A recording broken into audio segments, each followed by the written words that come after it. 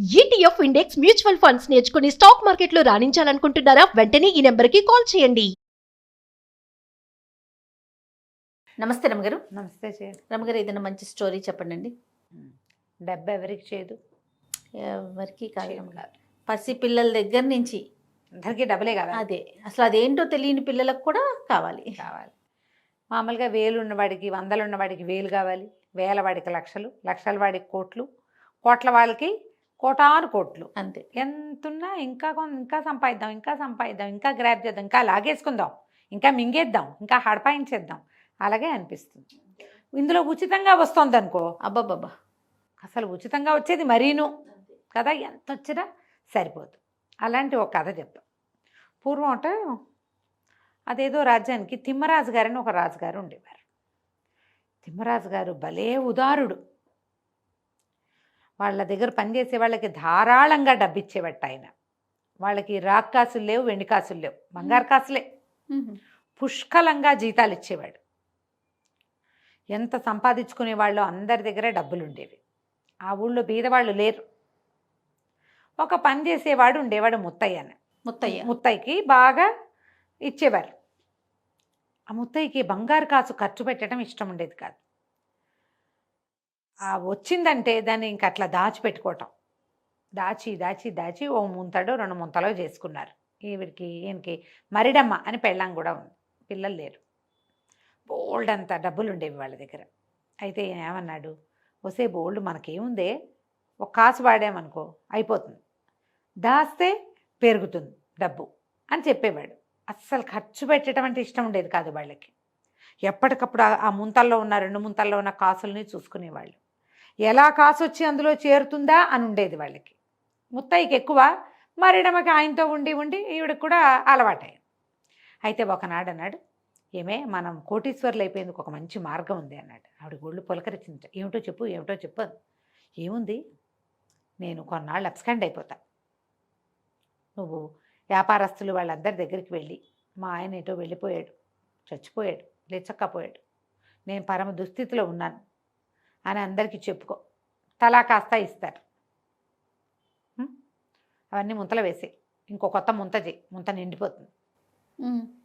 ఓ 3-4 నెలలు నడవని తర్వాత ఏదో పిచ్చెత్తి లేచిపోయానని నేను మళ్ళీ వచ్చానని చెప్పి ఊళ్ళోకి వస్తా.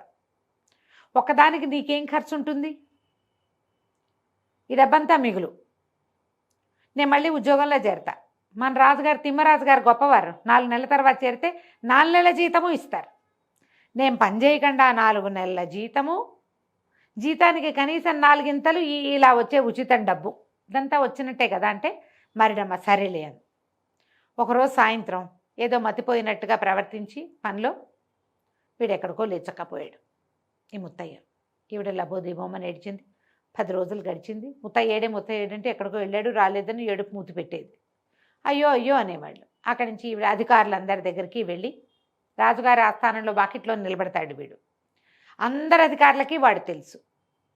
ఆయన ఎక్కడికో లేచకపోయాడు, అయ్యగారు నా బతికేంటండి అని అడిగితే, అయ్యో ఏమిటమ్మా ఏడుస్తున్నావు, ఉండు వస్తాడులే 4 రోజులు చూడు, ఇదిగో ఈ 10 రూపాయలు పట్టుకెళ్ళని 10 కాసులు, ఇదిగో ఈ 10 అని వీళ్ళిచ్చి ఎన్ని 10లు వచ్చినాయో, ఎన్ని 5లు వచ్చినాయో, ఎన్ని 20లు వచ్చినాయో. పెద్ద అధికారులు అయితే 20 కూడా ఇస్తారుగా. ముంత కాదు, కొండ నిండేది. మంచి ఐడియానే. 3 నెలలు అయ్యింది. 4వ నెలలో ముత్తయ్య వచ్చాడు. చూసి ఆశ్చర్యపడి, ఏమిటే ఇంత సంపాదించేసావు నువ్వు అన్నాడు. ఇంకా నేను పోనండి. వాళ్ళు కూడా ఏమిటమ్మా ప్రతి నెల వస్తున్నావు, మీ చుట్టాల దగ్గరికి ఎక్కడికైనా వెళ్ళు, ఒకదానివే ఉంటే అంటున్నారండి. నేను వెళ్ళనండి, నాకు సిగ్గుపోతోంది. 3 నెలల నుంచి నెల వాళ్ళింటికి వీళ్ళింటికి వెళ్ళి ఇన్ని డబ్బులు చేర్చా, నా వల్ల కాదండి, ఇంకా నేను వెళ్ళనంటే. ఈయనన్నాడు, మీ ముత్తయ్య వస్తుని వాళ్ళే ఇచ్చారు కదా ఐడియా, ఇది బాగానే ఉంది, రాత్రి వచ్చా కామ్గా వెళ్ళిపోతా, అన్నం పెట్టాయి తినేసి వెళ్ళిపోతా, 3-4 నెలలు మన చుట్టాలను వడుక్కో అన్నాడు. అనేసరికి సరే ఒప్పుకుంది. ఈమె ఒప్పుకుంటోంది చూడండి. ఒప్పుకుంది. వెళ్ళిపోయాడు. మర్నాడు ఏం చేసింది ఈవిడ, ఎక్కడెక్కడే పాత చుట్టాలు, మేనమామ, తోడల్లుడి, బావమరిది షడ్డు కూడా పట్టుకుంది. ఎప్పుడో పెళ్లిలో కలిసాం, ఎప్పుడో ముగ్గుల పోటీలో కలిసాం, ఎప్పుడో గుళ్ళో కలిసాం, ఎప్పుడో జాతరప్పుడు కలిసాం. అట్లా ఒక్కోళ్ళ ఇళ్ళకి వెళ్ళి, అయ్యో మా ఆయన ఎట్టాగో వెళ్ళిపోయాడు, నేను ఇట్ట ఒంటరి దాన్ని అయిపోయాను, జీతం లేదు బచ్చం లేదని ఏడవటం. వాళ్ళు అయ్యో ఉండు 4 రోజులు ఉండని 4 రోజులు నొక్క మేపటం ఈవిడ్ని. శుభ్రంగా తింటాం. వాళ్ళు ఏమైనా నేను వెళ్ళొస్తానమ్మా ఏదో నా కష్టాలు నేను పడతాను, సరే 4 కాసులు ఉంచని ఎవరి శక్తి అనుసారం 2, 4, 6, 3, 2 వచ్చాయి. మళ్ళీ ఒక 3 నెలలు గడిపారా? 3 నెలలు గడిపారు. 2, 3, 6 నెలలు అయినాయి. తర్వాత చుట్టాలు ఇవి రాగానే ఏటో చూడడం మొదలుపెట్టారు. ఎన్నాళ్ళు పోషిస్తారు, అంతే ప్రతి నెలా వస్తుంటే వాళ్ళల్లో కూడా కొంతమంది విసుక్కోవటం కూడా మొదలుపెట్టారు. ప్రతి నెలా వస్తున్నావేమిటక్కయ్యా అని ఒకడు, మా దగ్గర ఎక్కడుందమ్మా, మేమే 4 ఉన్నాం, మళ్ళీ నిన్ను ఒకదాన్ని 5వ దాన్ని నేను ఈ పూట అన్నం తిని వెళ్ళిపో అని పంపించేయటం. విసుగు పుట్టింది, సిగ్గేస్తుంది కాదు, ఇంటికి వచ్చేసింది. ఈ 3 నెలలు తిరిగేసరికి మరిడయ్యి వచ్చాడు. వచ్చేసరికి నేను వెళ్ళండి, వాళ్ళ దగ్గర పరువు పోయింది, వీళ్ళ దగ్గర పరువు పోయింది, ఇక చాలు సంపాదించింది, వచ్చేసావని చెప్దాం, ఉద్యోగంలో చేరిపో అంటే కాదు కాదు నువ్వు ఉండు, నేను ఇంకో మార్గం చెప్తానన్నాడు. ఇక అక్కడి నుంచి పొద్దునొచ్చి పడుకునేవాడు, ఎవరికి కనపడేవాడు కాదు. సాయంత్రం అయ్యేసరికి చీకటి పడేసరికి ఎక్కడికో వెళ్ళిపోయేవాడు. రోజు ఒక ముత్యం తెచ్చేవాడు, ఒక నీలం తెచ్చేవాడు, ఓ రత్నం తెచ్చేవాడు, ఓ సంచి తెచ్చేవాడు, ఏవేవేవేవో తెచ్చేవాడు. ఒకటి ఒకటి ఒకటి అప్పుడప్పుడు అమ్మేవాళ్ళు. వాడు ఎక్కడి నుంచి తెస్తున్నాడో ఈవిడికి తెలియదు. ఒకనాడు ఒక మంచి నీలం ఉంగరంలోంచి ఊడగొట్టింది. అమ్మబోయారు మొగుడు పెళ్ళాం ఇద్దరు. అమ్మేస్తే ఏముంది, కాసులు వస్తాయి, దాచుకుంటారు. వీళ్ళు ఇంతే తింటారు, అదంతా తినేటల్లా వాళ్ళు దాచేసుకుంటున్నారు. రాజుగారి భటులు పట్టేసుకున్నారు, ఈ నీలం ఎక్కడిది మీకు, ఇది ఫలానా ఉంగరంలోది అని అనేసరికల్లా మెమ్మ బెబ్బే అన్నారు. మరి వీడు మరిడేవి కాదు, నువ్వు ముత్తైవి కాదు అని చెప్పి పట్టుకున్నారు. గడ్డం పెంచుకున్నా ముత్తైని గుర్తుపెట్టారు. పదమేంటి పదన్నారు. తీరా ఇల్లు సోదా చేస్తే రాజుగారి సొత్తంతా ఉంది వీళ్ళింట్లో. వాడు అంతఃపురానికి వాకిట్లో ఉండేవాడు కదా, వాడికి లోపలన్నీ ఆనుపాను తెలుసు. రాత్రిపూట వెళ్ళి సంగ్రహించుకొచ్చేసాడు, కొద్దిగా కొద్దిగా చొప్పున ఇంట్లో చేర్చేసాడు. మొత్తం దొంగ సొత్తు రాజుగారిది పోయిందంతా దొరికేసింది. కొన్ని అమ్మారు, కొద్దిగా అమ్మినవి పట్టేశారు. ఎందుకంటే ఏ కొట్టువాడు నీలం కొంటున్నాడో వాడి దగ్గరే ముత్యాలు కూడా అమ్మారు. వాడు చెప్పాడు, దొంగ సొత్తని మాకేం తెలుసు, ముత్యం పట్టుకొచ్చి అమ్మితే ఇచ్చాను డబ్బులు అన్నాడు. పట్టేశారు. మొత్తం ఇల్లంతా సోదా చేశారు. బోలెడంత కుండల్లో ముంతల్లో డబ్బులు, చోరీ సొత్తు అంతా రాజుగారిది. మర్నాడు రాజుగారి దగ్గర చేర్చారు. తిమ్మరాజు గారు చాలా గొప్ప రాజుగారు. చోరీ సొత్తుతో సహా పట్టుపడ్డాడు. ముత్తైకి ఉరే, ఆ మరిడమ్మ కూడా ఉరే వేస్తారు. మరి అంతే, దొంగతనానికి ఉరి శిక్ష ఆ రోజుల్లో. దొంగతనాలు చేయకూడదు. రాజుగారు లిబరల్గా అంతంత జీతాలు ఇస్తూ ఉంటే పేదవాడు అన్నవాడు లేడు ఆ రాజ్యంలో. పిసినారు వాడు వీడొక్కడే ఉన్నాడు, పిచ్చి వెధవ. ఆ రాజుగారిని ఎలాగో ఊరేస్తారు, ఆయన అంత గొప్ప రాజు కదా అని అనుకున్నారు. మొత్తం జనం అంతా చేరారు, కిటకిటలాడిపోతుంది సభాభవనం. మొత్తం సొత్తంతా పెట్టారు. రాజుగారిని 2 మూటలుగా కట్టండి తిని అని చెప్పాడు. 2 పెద్ద పెద్ద మూటలు చేశారు.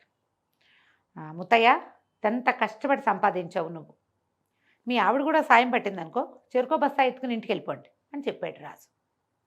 అందరూ నిర్ఘాంతపోయారు. నీ తిమ్మరాజు గారి తెలివేమిటి ఇట్టా ఉంది, వాడు దొంగతనం చేశాడు, అబ్స్కాండ్ అయిపోయి వాళ్ళ ఆవిడ అందరిళ్ళకి వెళ్ళి రూపాయలు 10, 2, 3 వసూలు చేసింది. పైగా అదంతా పోని ఏదో ధర్మానికి ఇచ్చారు అనుకుందాం, వాడు లేడు, ధర్మానికి ఇచ్చారు. దొంగ సొత్తు ఏం తిమ్మరాజు గారు తెలివి ఏడిసినట్టుంది అనుకున్నారు. సరే, మర్నాడు పొద్దున అయినా ఏదో బియ్యం కొనుక్కోవటానికి ఒక బంగారు కాసు తీసుకుని కొట్టుకెళ్ళాడు. బియ్యం ఉన్నారు, లేవు అని పంపించేశారు. వాళ్ళు మేము అమ్మమ్మ అని చెప్పారు. ఇక మొత్తం ఊరంతా తిరిగిన గుప్పెడు బియ్యం ముట్టలేదు, చెంబెడు పాలు దొరకలేదు, ఏ వస్తువు కొనలేకపోయారు. డబ్బులున్నాయి. అక్కడి నుంచి చుట్టుపక్కల పల్లెటూళ్ళన్నీ తిరిగారు. ఏ పల్లెలోనూ వీడి రూపాయికి ఒక్క వస్తువు కూడా మారకానికి రాల. 5 రోజులు గడిచేసరికి ఆకలికి నకనకలాడిపోయారు. ఇంట్లో ఏవో ఉన్నాయి, పైగా వీళ్ళు కళగా 4 కొనుక్కుని పెట్టుకునే వాళ్ళు కాదు, పీనాసి వాళ్ళు. డబ్బులు దాచుకునేవారు. డబ్బు, బంగారం, ముత్యాలు, రత్నాలు అన్నీ ఉన్నాయి. లేదు, ఉచితంగా వచ్చే గాలి, దొడ్లో ఉన్న నూతులో ఉన్న నీళ్లు తప్ప ఏమీ లేవు. పోనీ 2 మొక్కలు మేమే పెంచుకుంటామంటే మొక్కల గింజలు కావద్దు, గింజలు వాడెవడు ఇవ్వడు. బాయ్కాట్, కంప్లీట్లీ సోషల్ బాయ్కాట్ చేసి పారేశారు. ఇంకేం లేదు, ఒక్క మాట కూడా అంటల్లా. అమ్మవు నీకు అంతే, మేము ఇచ్చేదిలే, వెళ్ళిపో. ఎవరు పరుషంగా మాట్లాడలేదు, కేకలేదు, తిట్టలేదు, నీకు ఇంతే చేస్తాను లేదు, ఏమీ అనలా. 8వ రోజు వచ్చేసరికి గుడ్లోకి వచ్చినాయి. తను అన్నాడు, ఏమే పద మన చుట్టాలందరి ఇళ్ళకి వెళ్ళొద్దాం అని చెప్పి అందరి ఇళ్ళకి వెళ్ళి 2, 3, 5 ఎవరెవరు ఏమేమి ఇచ్చారో అందరికి అప్పచెప్పాడు. మొదట ఓ చుట్టాలు భోజనం పెట్టారు, రాత్రికి అన్నం తిని ఇంటికి వచ్చారు. మర్నాడు ఒక్కో అధికారి ఇంటికి వెళ్ళి ఎవరెవరు ఎంత అంతా అన్ని డబ్బులు ఇక్కడే ఉన్నాయి, వాళ్ళు ఏం వాడితేగా అన్ని డబ్బులు అప్పచెప్పాడు.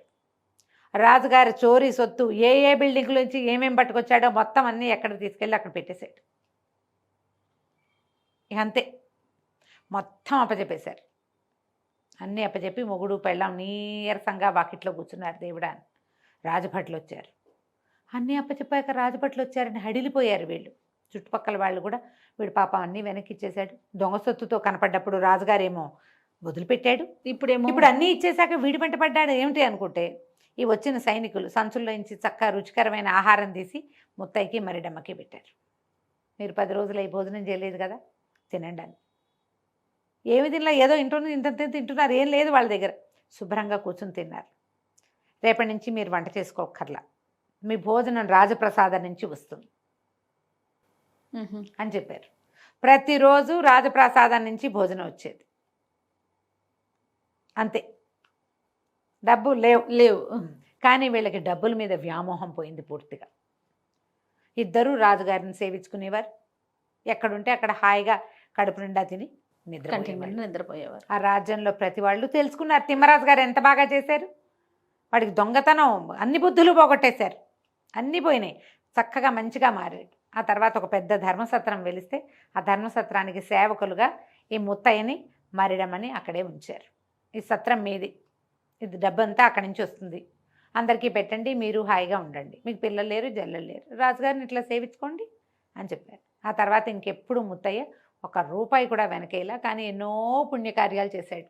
ఆ దారిని పోయే వాళ్ళందరికీ అన్నం పెట్టాడు. కథ కంచికి మనం ఇంటికి. బా, సూపర్ స్టోరీ రమ్మగారు. బాగుంది కదా, చాలా చాలా బాగుంది. నమస్తే అండి. నమస్తే.